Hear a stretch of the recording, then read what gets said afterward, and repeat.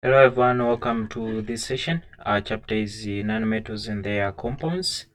So far in our previous video, we covered the properties of these nanometals. We saw the reactivities, how it's related to some of these nanometals. So today, let's see the nanometals. We'll start discussing each one of them. We'll start with the first one, that is the chlorine. So we'll be discussing the chlorine, its properties, its occurrence, etc., etc. So chlorine, this is very reactive compound. It is like that. So it is never found as a free element in nature on Earth's surface. It occurs mainly as a sodium chloride or rock salt. So that's the occurrence of the chlorine on Earth's surface. It also occurs in the combined state as chlorides of these various compounds such as sodium chlorides, potassium chlorides, and magnesium chlorides. So it occurs in these combined states of these components. Uh, how is chlorine made? Chlorine in industry is made by electrolysis of molten sodium chloride or brine.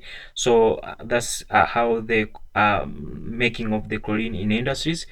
Brine is a concentrated solution of sodium chloride in water. In the laboratory, chlorine is made by the oxidation of the concentrated hydrochloric acid. Uh, the oxidation can be brought uh, about by a number of oxidizing agents. Take an example: the lead oxide, manganese oxide, trilead tetraoxide, or potassium manganate. The reaction it occurs as follows, as you can see here. So this is our reaction. So that's how you can obtain this chlorine in the laboratory.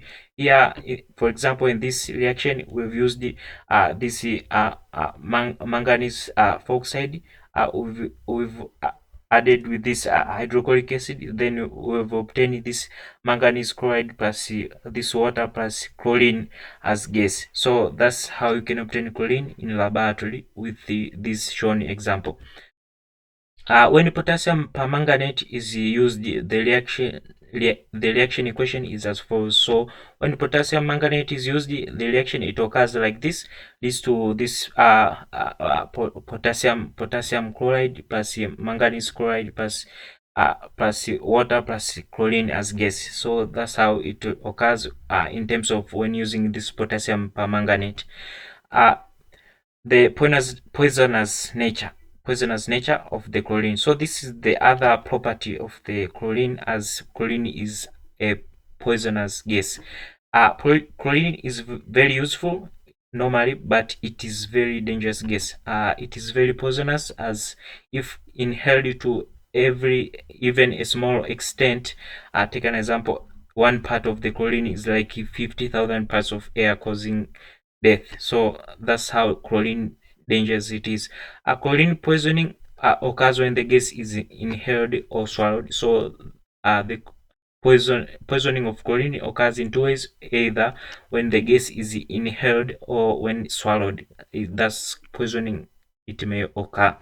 It reacts simply with water inside and outside of the body, such as water in the digestive tract and moisture on the lungs and eyes, to form this hydrochloric acid and hydrochlorous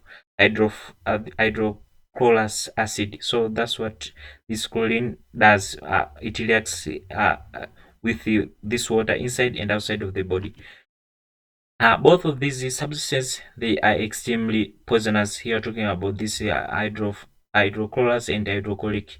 They are very poisonous substances. Most in the case of the chlorine poisoning due to indigesting households these cleaners or bleach products. So those are kinds or just incidents of where this chlorine poisoning it may occur. It may occur in these households in digesting these cleaners or bleach products, as these products they contain substances of this chlorine.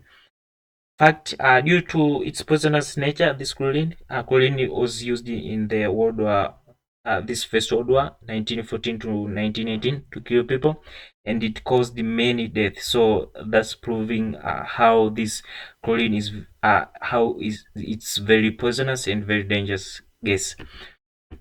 Let's see the chemical properties of chlorine. So we've simply seen a brief or a simple introduction to chlorine. Now let's see the chemical properties of chlorine. In this session, we'll talk some of them and we'll finish other of them in our next session. Starting with the first one. Take an example. When this little litmus solution is poured onto a gas jar of this chlorine, litmus immediately it turns colorless. So that's the first property of chlorine. It turns colorless when some kind of litmus solution is poured into it. The gas also it bleaches a damp litmus paper since the gas is acidic. So if a blue litmus paper is used, it is first turned red before being bleached. So that's what happens. The bleaching reaction is due to the fact that the chlorine it reacts with the water, forming a mixture of hydrochlorous and hydrochloric acids.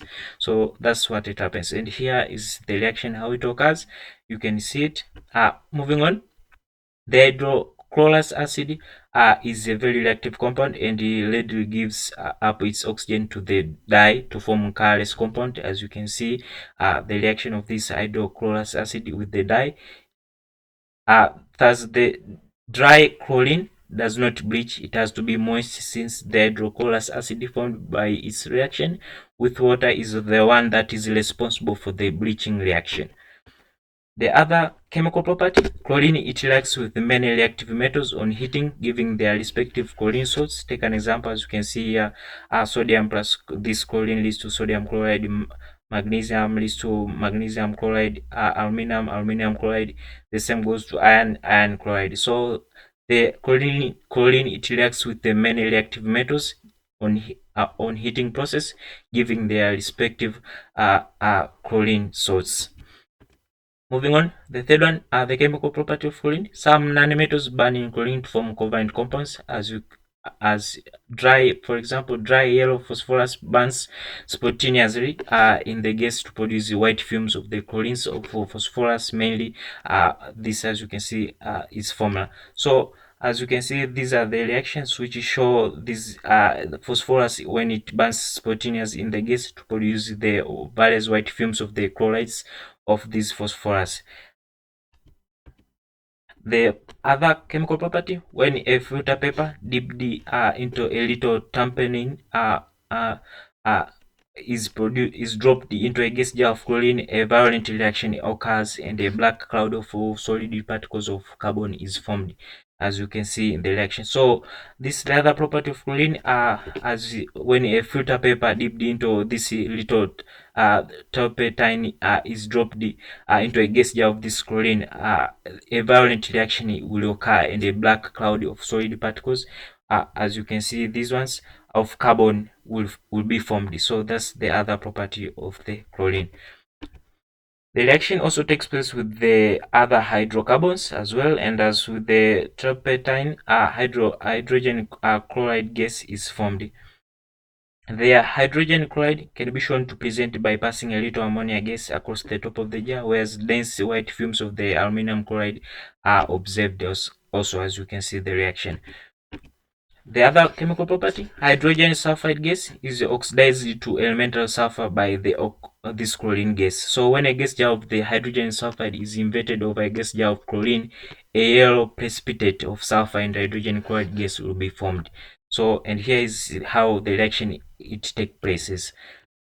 The other chemical property, when a stream of chlorine gas is bubbled through a pale green iron 2 chloride solution, a red-brown precipitate of iron 3 chloride is formed, showing that the iron 2 chloride has been oxidized to iron 3 chloride. As you can see the reaction, that's how it occurs.